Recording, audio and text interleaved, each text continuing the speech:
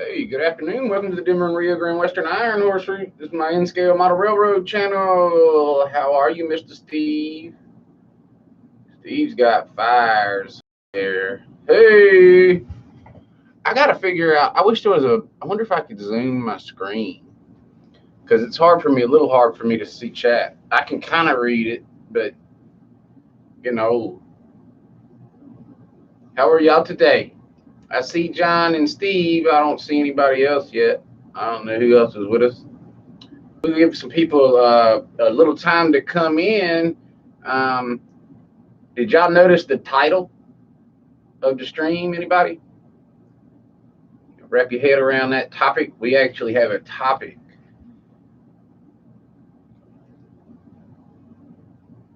And I was waiting for, hopefully Bill and them will join in and jump in with us. Hey, good evening. How are you, bud? GRE 2057. Good to have you here with us.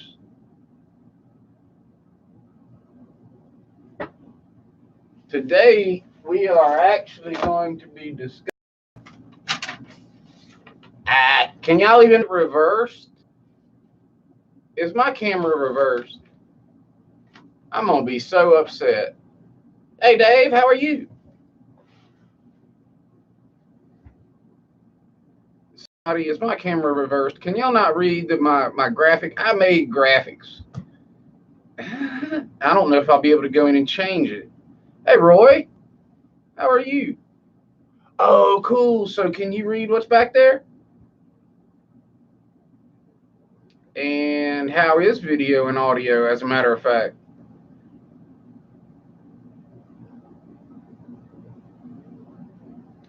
Let's check that before I move on.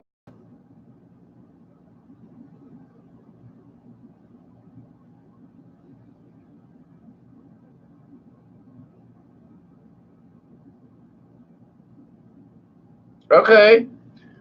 Well, all that says is modular open helix discussion. And because the next project over here on the D&RGW is going to be a modular open helix. Dave, basically what I'm doing is, and I'm very glad you're here because there's something you've mentioned that I should have done over here that I really didn't need to do because I didn't have the weight that I am going to need to do over here, and I wanted to talk with you more about that. But basically what we're going to do, scenery is almost done. South Boulder Creek's in there, and all I really have to do is go in and start fine-tuning and painting and kind of, the areas around and those kind of things are just, paint slopped on there just to get the water in. And so I need to go in and do some touch-ups and stuff like that. But, all right. Ooh, am I buffering? Because I checked. It looks like I am here, but, I had a good speed right before. Anyway, all it says is that we're going to talk about the modular open helix. And so, Dave, what's going on is really I'm at a point where I either extend or I take care of track imperfections. All right. And if I'm going to truly take care of track imperfections, I could basically almost relay the track in the whole open helix. About 2/3 of it, I would be relaying the track on the open helix. And good. Okay. And so, in thinking about that, that just seemed very cumbersome to do because there's a large portion starting right after the Pico switch that is the first track ever down that's never been replaced. It doesn't have cork under it or anything. And that comes all the way under the bottom, and that track actually doesn't stop till here. That track's never been replaced, doesn't have cork under it, has old ballast, all that stuff. All right, so I'd like to pull that up and clean it up anyway and redo that. So then you start right here, and I've relayed this once, but between here and here, I got 2 or 3 problem areas. They are very slight problem areas, but I was discussing this with another modeler. I'm not getting derailments on 4 or 5 cars at all, ever. I can pull any progression of the 4 or 5 cars I have with my A and B units around without trouble, continuous, without derailments typically. When I start adding more cars than that, though, I'm starting to get a derailment, but I don't really get a derailment until 5 or 6 or 8 or 12 laps. So kind of what I'm thinking is happening is, you know, these little imperfections are starting to show with the lines. Hey, Dave, how are you? Dave, Roy, we got all those folks in here. And so to make a long story short, in a discussion with one of my friends that came over the other day, he's the guy who who came up with the idea to push the skewers through the hardboard, drill a hole and push them in with a nut somehow. And that's what I'm going to need to get with you on. We're going to have to expand on that idea if we can. But basically, he and I started talking, and we were watching some other people's videos. I was kind of showing them around some of the other modelers and some of the cooler sites. And we ran into some modular stuff, and he and I talked about it. And anyway, long story short, I am considering, unless y'all talk me out of it, building this helix from about here to here. I'm going to be building that helix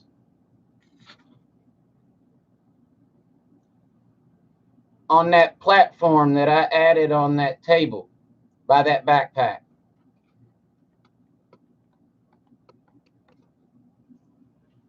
Hey, Dwight. I will be able to build that helix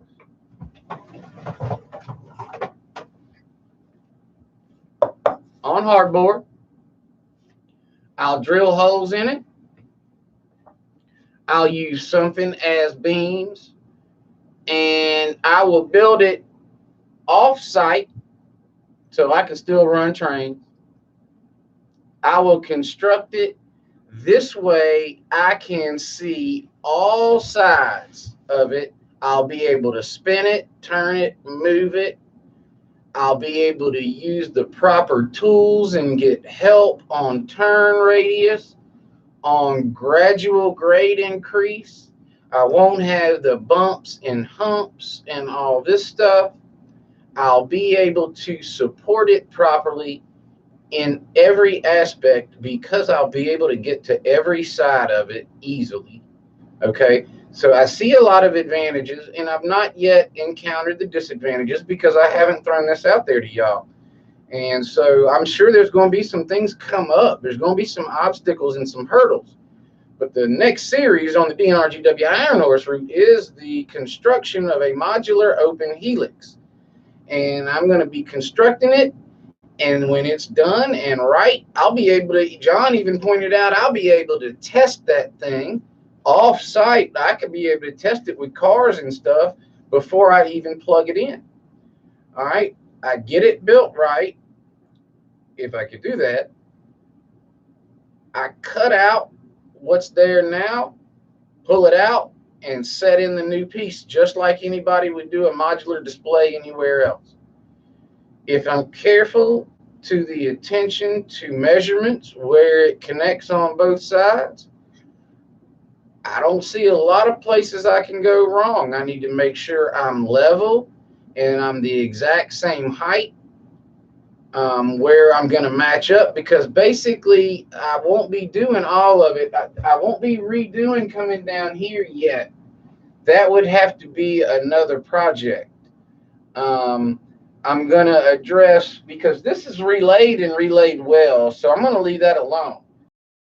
These are in the open helix. And so either I extend my layout and I run it up that table like I just told y'all about, that being the next project.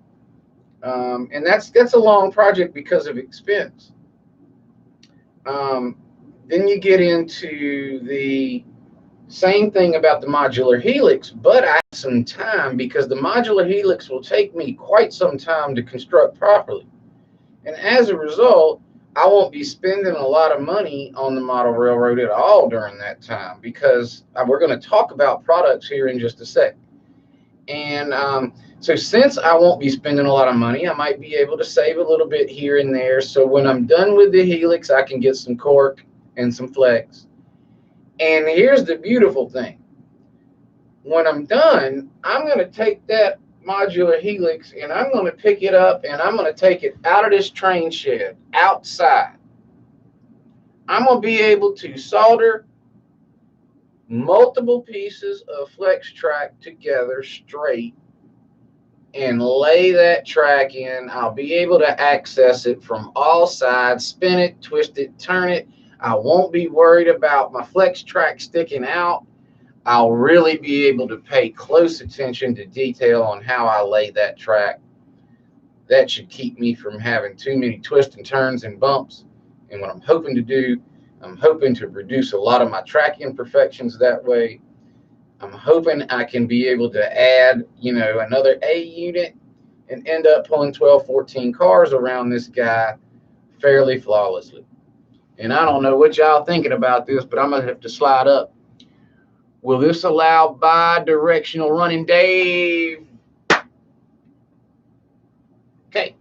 Steve Arnold is actually going to do a special. Steve Arnold is going to do a special episode because there's going to be two switches. Or Dave, are you asking is there going to be a double main line on it? Are you asking if there's going to be switches in it? Bi-directional. Hey, Claude, how are you? Okay, Claude. Check. I'll do that. And Claude, that's probably because of the rail tie thing, right? Because as you bend and bend, those rail ties, you got to start cutting too many. Is that why you're saying that, Claude? Oh, but anyway, Dave, back to what I was saying. I'm not sure if you were asking if there'd be like a double main line, or there will be switches put into it that aren't there now. And I'll be able to properly cut the hardboard for the switches where they come in and out of it. And those switches are going to provide for two things. The first switch that's going to come in right here is going to provide for the main line that runs on up. There's going to be another switch that's going to come into here. All right. At the other edge of it, or very close to. Oh, I see what you're saying, Dave. A passing siding. I have not considered that, but I mean, look, I'm basically, as long as I stay within the dimensions, and as long as I can see, I've got to be able to get up there, or I want to, because Dave, I'm not ready to put in another one of your ideas, which is where I was going with the other. Sorry, I'm not watching y'all, but I'm trying to. There's a lot I'm trying to get out because there's a lot of ideas coming together here from a lot of people. Kind of excited about that. Dave gave me another idea, so I can run passenger cars. Okay, we're gonna have another switch that comes off up here, and I'm gonna have a line that comes here and around at the widest diameter turn I can squeeze out of here. And it's going to come up and around and connect back into here. It's never going to drop down far enough where it's got to go through the open helix. If I can have a route that doesn't have to necessarily go through the open helix, I can run passenger cars, because I can guarantee you from now on, my turns will be able to handle at least the shortest kind of passenger car, at least. I mean, I want to be able to do that. I don't necessarily have to have a 6-axle loco, but I do want to be able to handle the shortest passenger car that I can get for my line. Now, those could end up being synonymous. And, I might, if I make the turn radius big enough to handle the smallest passenger car, that could put me in a 6-axle loco. But that's not killing me. What is killing me is not being able to run a ski train passenger car on the line that I run. That wasn't very good planning on my part. All right, Dwight. Well, you might have to replay a little bit because we've gone through a lot. But yeah, that's right, bud. The ski train. Oh, goodness. Uh-oh. If I lost Steve Arnold, that's bad, because he knows a little bit about what I'm talking about. John, are you lost too? And if I've lost Dave, I'm in trouble. We're going to have to revert. We will digress, back up, and start over. Claude, you're with me, right?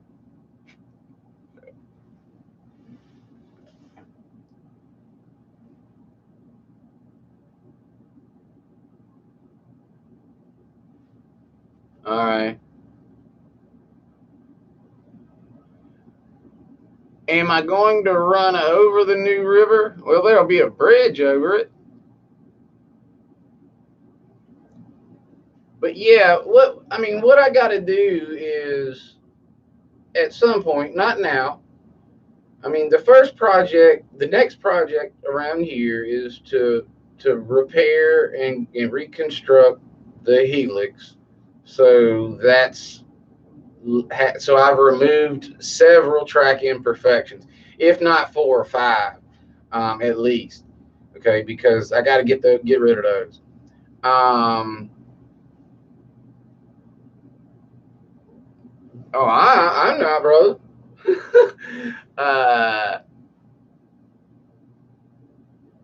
Okay, Dave. All right.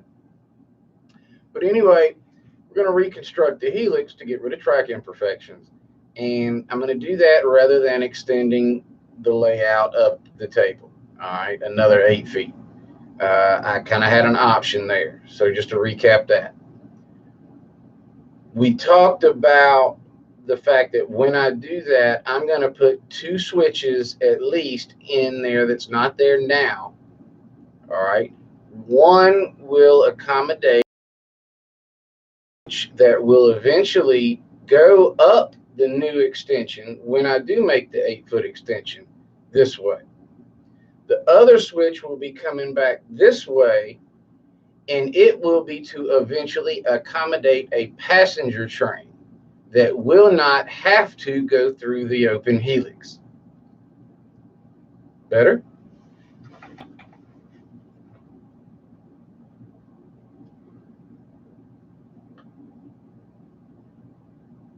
Oh, yeah, Steve.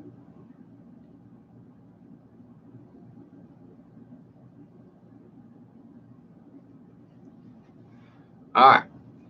So now to the actual discussion for today. After all that was real long.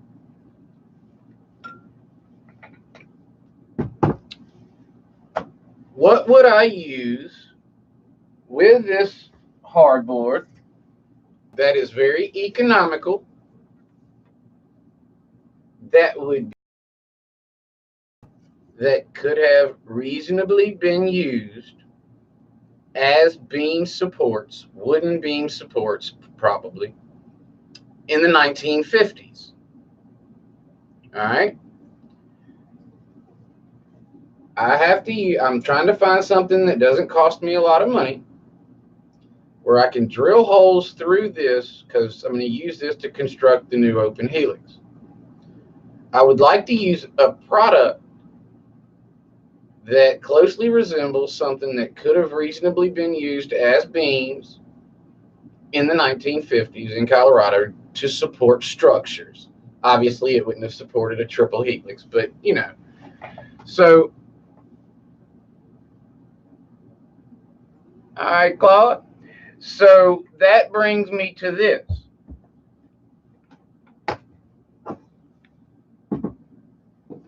I have some artifacts.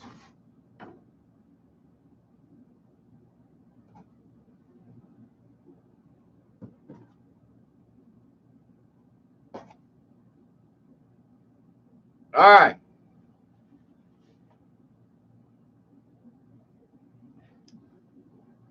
This is a very special tool. I enjoy them. They're called toothpicks. They're not very expensive. They are actually the equivalent to 1 foot in diameter in scale. Looked that up, did the math. 1 inch, 1 foot. The usable portion of that at the same diameter is, dang it, what'd I do with it?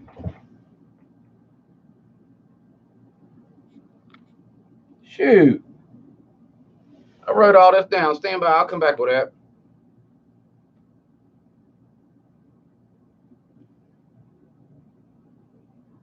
This, a short match, all right? And then you got the longer match. Okay, the longer match here, it's 27 feet basically, about 26 feet. All right, this is a longer match. This would be a square beam. This would work great, I think. It's close. I mean, it's 2 inches. I think that's recommended for clearance. With cork, it's close. You know, I've tested it. I mean, I looked at it. It's close. That's about 27 scale feet tall and about 3 scale feet wide. Okay. Next. Oh wait, I might have said that wrong, y'all. The match is 1.5. It's a foot and a half. Okay, this is a foot and a half. Okay, 27 feet tall and a foot and a half wide. Okay, these could be used except for I want to use the hole where I'm drilling the hole method through. Okay, which moves me to this. Okay, this is your typical 99 cent for a bunch skewer. All right, this is 2 N scale feet wide. 2 N scale feet wide, which from what I have been researching, up to about 45 feet is about as wide as I could get away with, is about as wide as they would have actually been able to maneuver and use. That's just my research, brief research that I've done. I'm leaning towards these because it is not too fat technically, 2 feet in diameter, and it's not too fat technically, and they're long enough where I'll be able to drill a hole in the hardboard, have plenty of clearance to get actually a little more than 2 inches maybe, because at 2 inches I might have more than 3 loops because it's not 2 inches now. Basewood and cut it down. All right. Now, are you talking about round, or are you talking about square, Dwight? And Steve A., I think this is your 1/8 dowel that you might have been talking about. I'm not sure if that's exactly 1/8. Okay, but that's 3 feet wide in scale, which is kind of seems a little fat to be able to be worked with and moved and maneuvered and all that stuff. I could be wrong. I mean, I'm sure they had them, but whether or not, you know.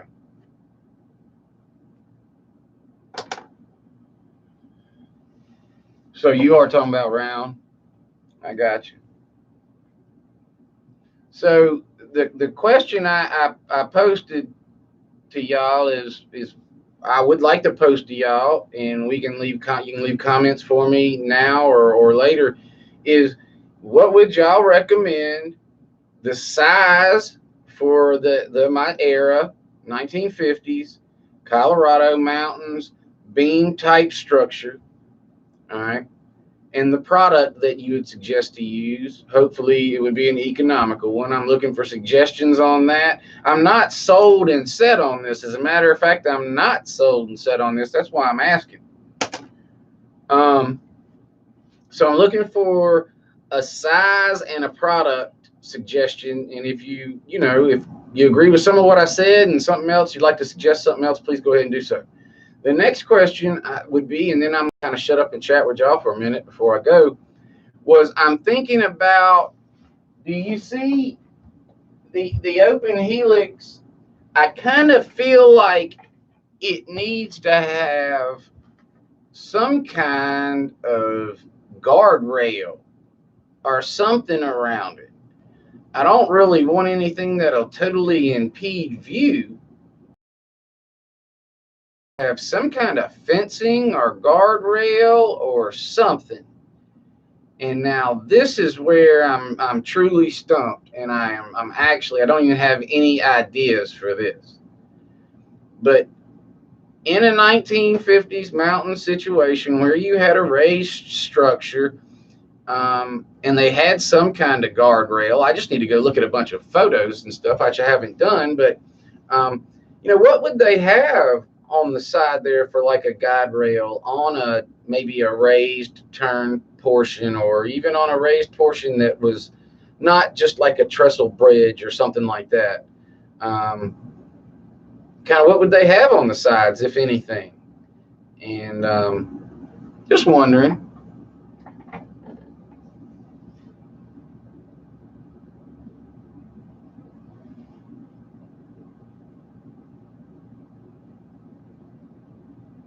All right, Roy. Well, that's good to know. Um,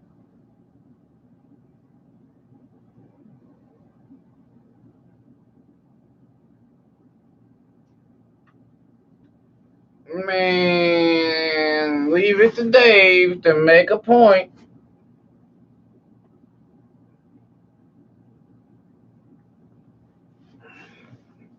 Yeah. You didn't read Dave's last comment.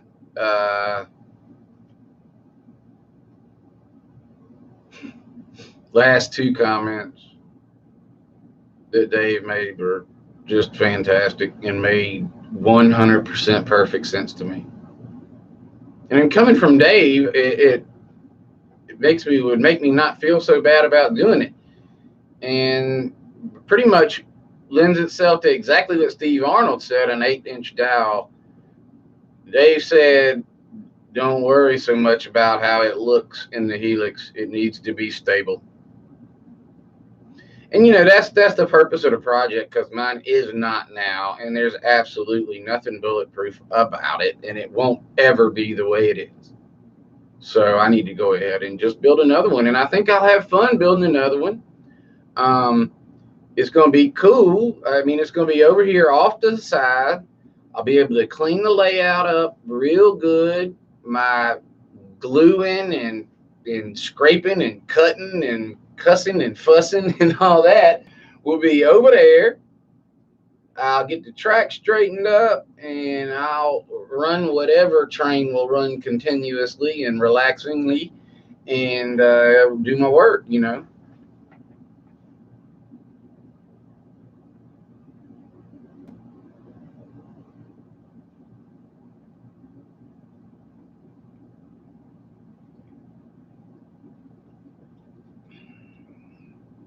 Dave, Dave,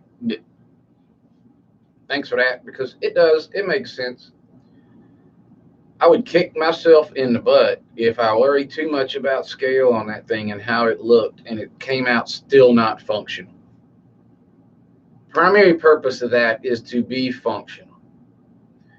And you know, the way I'm even looking down the line and planning ahead a little bit, the open is going to kind of be the underbelly of the main line at some point, because the true main line will probably run a little bit above that thing with the passenger cars and stuff like that. Still going to look cool down there, and it'll be cool to run trains and stuff down there, but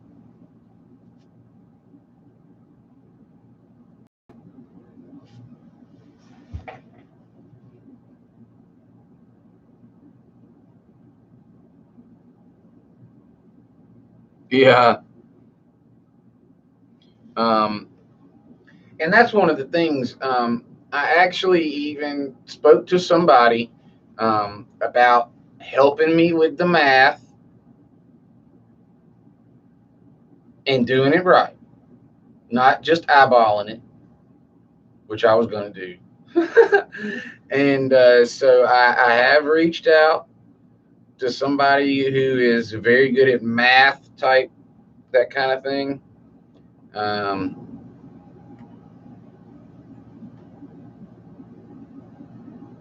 Correct. And I mean, seriously, the goal of this is to be functional. If it's not functional, it doesn't matter what it looks like. And you really reminded me of that. And one of the things that you talked about doing was using the wooden skewers and using like a nut to lock them in. Were you just thinking, Dave, getting a nut that's just big enough to go on where you can actually thread it down by hand, like, and screw it down with your fingers? Or were you actually talking about putting some threads in there? I can't remember what you said. That's what I was talking about earlier when I said I wanted to ask you about that.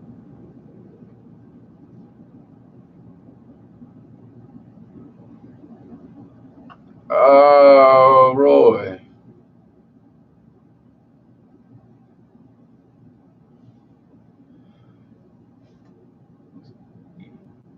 So basically, I need to find what size I'm going to stick with and use it throughout. And I need to go to Home Depot and kind of start threading, and that won't be expensive. And, you know, I think that, God, I really think that's going to work good and be very solid. I could probably do it on one side too. I could probably just do it on the bottom side of each, because yeah, all of them will have a bottom. Duh, everything would. But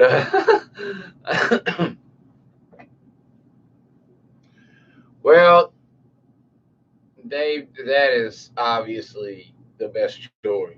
Would be a threaded rod, but I mean, you kind of getting into expense there, as well as, I mean, that's not believable at all. But we kind of got away from that. I definitely would like to stay with wood, not just for the expense factor. Really, seriously, not just for that. I like the way it looks. You know, I guess I could paint the other stuff to look like wood, but I like that. I really do. I might even need to put like a Thompson's water seal on those skewers or something like that. That might be something that I do need to consider and think about with whatever I'm going to use as the beam. I need to make sure that it's something that's going to kind of hold up, I guess, a little bit. Now, my understanding is those skewers, though, they have some kind of coating on them, and that might actually be beneficial to me. Maybe I don't. I know you want to scrape the coating off if you're going to make a tree, but I might want to leave the coating on those things. That might actually give them a little more life. I do too, Roy. I do too. I hope to see it as well. In regard to that, I am going to be watching videos on Sunday I have, like, my summer's kind of running out. I'm getting ready to go back to work. I'm gonna be honest with y'all. I've been rebuilding Nana's shed, all the things that I'm supposed to get accomplished by the end of the summer.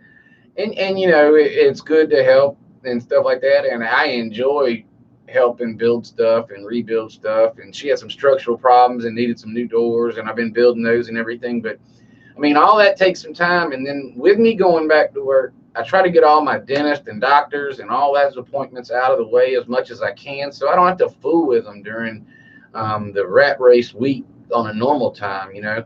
So I've been busy, busy. That was a long way around saying I hadn't watched any of y'all's videos, any of you. So if you had videos come out in the last 4 or 5 days, I have not seen them. I have not caught up. I'm going to run trains on Sunday, and I'm going to watch videos on YouTube.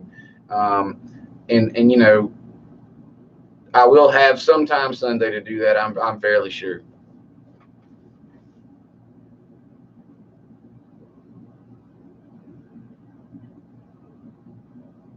Oh, that would work, Dave. You're right. Oh, Dwight, I'm sorry. Dwight jumped in a little late. He was saying, well, where's the Helix going to go? I'm cutting this one out. I'm building a new Helix out of hardboard, okay, to replace this one that's on foam board.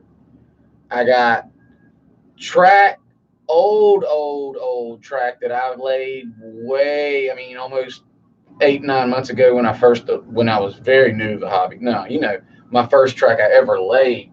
There's a portion of that on here still doesn't have cork under it. Old ballast when I seriously didn't know what I was doing, like my first ballast attempt. And so I want to get all that up. I got 4 or 5 track imperfections in here causing derailments. So I'm going to rebuild this open Helix outside of the layout and then come plug it back in. And then I'll just remove all this track and reuse it. It's down with PVA and alcohol. So, hey, Art.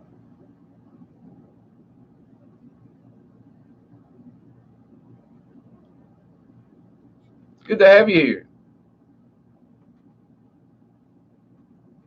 Anybody got anything on me on the guardrail? Yeah. Yeah. You know what I was thinking, and I'm glad Dave said Helix Part 2. Um, when what really kind of got me into shooting more videos was kind of, you know, Steve asked me to be on Track Smack as a little guest, and I had, you know, it was basically because I was a newbie and I had no idea what I was doing.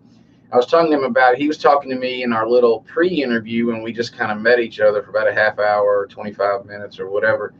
And we were talking about, you know, me trying to shoot some videos here and there. I was like, you know, but I really just don't have anything to contribute to anybody except for what to teach them not to do. And he said, you know, and I was thinking about that today when I was thinking about doing this new Helix. If brand new model railroaders would watch my series, they'd save some money, some time, and some headaches. They can watch, because I'm basically going to have redone everything to the best of my ability, to the right way, the second or third, fourth time. Boy, I'm persistent. I'm not moving till it's ready.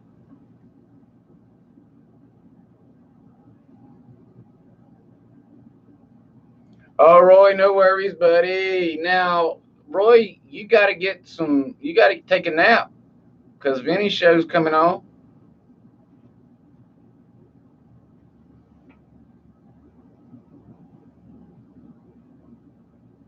Yeah, Roy needs a nap because Vinny's show's in what, 3 hours? Oh, last thing. Thank y'all very much. I got emails from many of y'all about the Tuesday thing coming up in the fall. And I've got to go. Golly, that reminds me, Tuesday. I was going to say that. I haven't commented on anything in a few days either.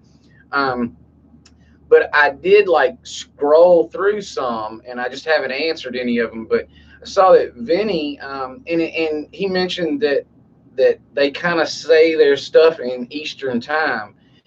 And I got to thinking about that. He really does, because Vinny's 7 p.m. or 8 p.m. Eastern. And that's not 8 p.m. his time, but he does say 8 p.m. if I'm not mistaken. And did I say it right this time, or did I get it freaking backwards again? Dave, tell me. Vinny comes on at 7 or 8 Eastern.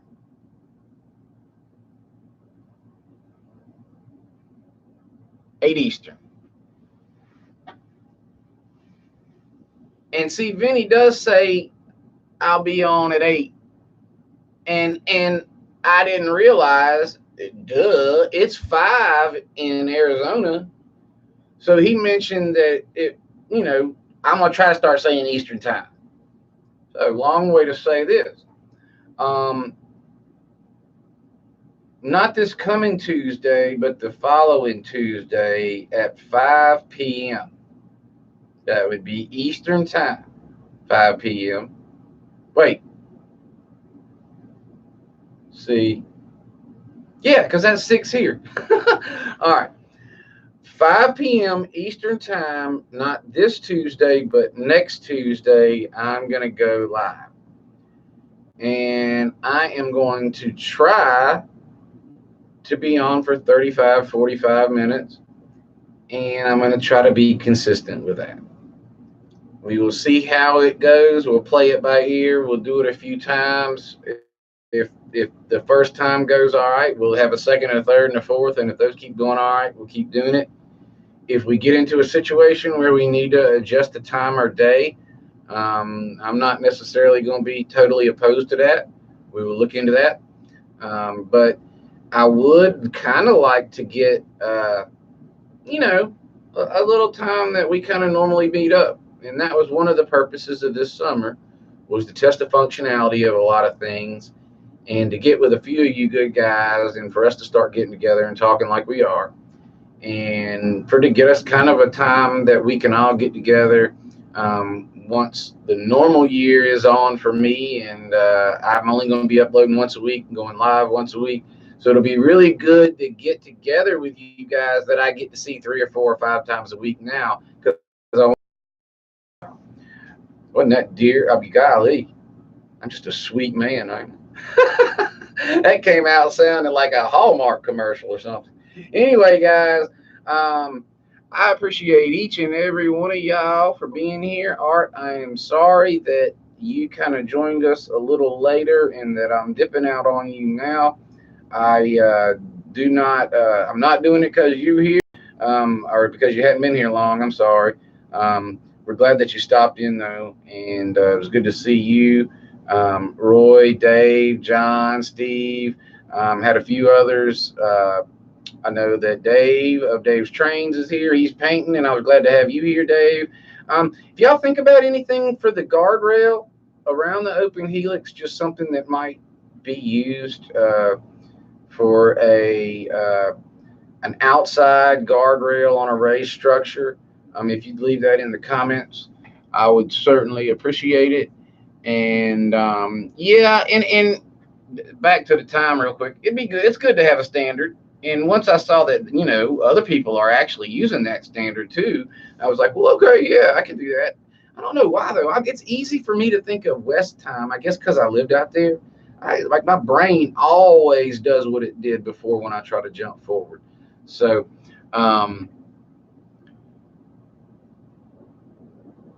oh, Dave.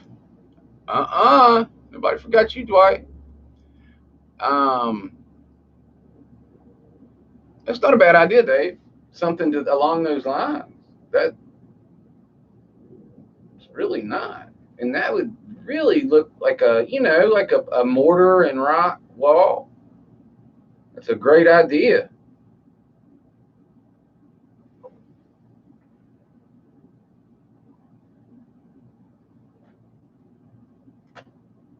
Guardrail on the inside, so they wouldn't have a guardrail on both sides.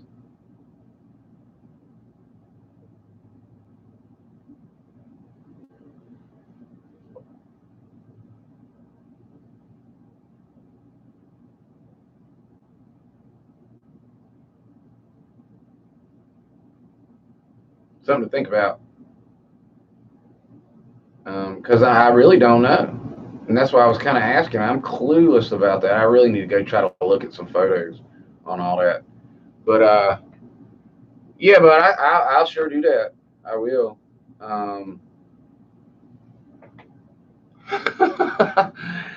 Sometimes, and the hard drive can fill up sometimes. I get a lot of good ideas every time I talk to y'all guys.